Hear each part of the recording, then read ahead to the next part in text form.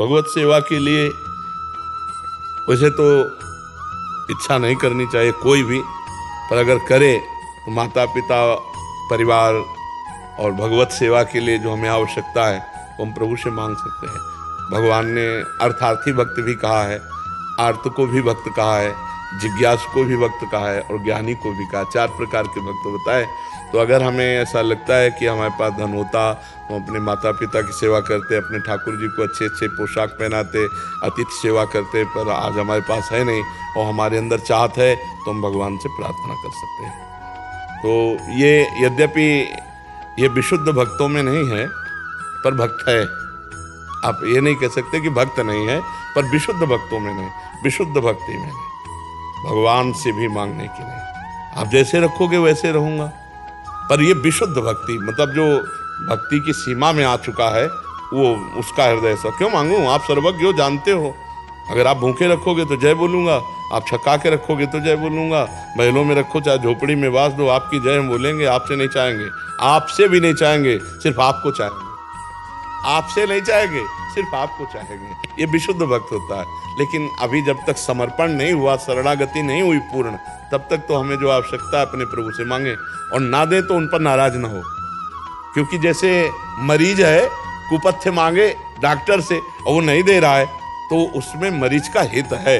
ऐसे हम मांग रहे हैं कि हमको संपत्ति दे दो, तो कोई है ऐसा अहित, इसलिए भगवान ने नहीं देता। अगर भगवान जानते कि हित होगा तो दे देते। भगवान अपने भक्त को वही करेंगे जिससे मंगल होगा। तो हम अर्थ मांगे, हम अपनी कामना रखें, पर अगर वो ना दे तो उनसे नाराज ना हो, अश्रद्धा न कर ले कि यार भगवान के पास क्या कमी थी, उन्होंने क्यों नहीं दिया जब हमने मांगा। जरूर कोई तुम्हारा अमंगल होने वाला था, हानि होने वाली थी, इसलिए भगवान ने नहीं दिया। हम बहुत विचार करेंगे कि भला इसमें क्या मंगल था, पर हो सकता था मंगल। बहुत सावधानी पूर्वक भगवान से मांगे, जो मांगे। अगर वैसे तो मांगना नहीं चाहिए, पर मांगे भी तो ये बात मांग कर उनके ऊपर छूट दे दे कि जिससे हमारा हित हो, हमारा मंगल हो।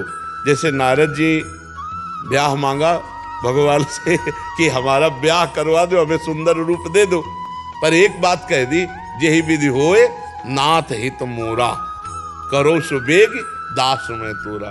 तो भगवान ने कहा हित ही नहीं, तुम्हारा परम हित जिसमें होगा, ये विधि होई परम हित नारद सुनो तुम्हार।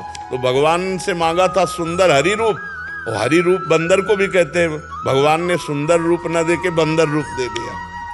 और ब्याह की कौन कहे, वहां राजकुमारी देखे ले, उधर के सब गड़बड़ हो गया।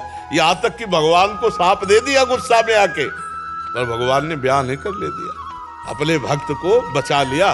तो ऐसे ही भगवान अपने जनों को बचाते हैं। और उस समय नारद जी को इतना गुस्सा आया कि जिंदगी में यार कभी कुछ मांगा ले, एक बार मांगा कि दुल्हन दे दो, तो वो स्वयं ले गए।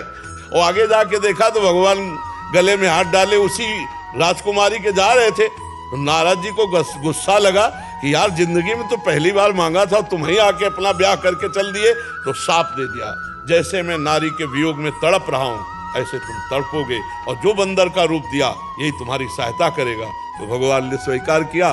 तब हरि माया दूर निवारी, तहा न रमा न राजकुमारी।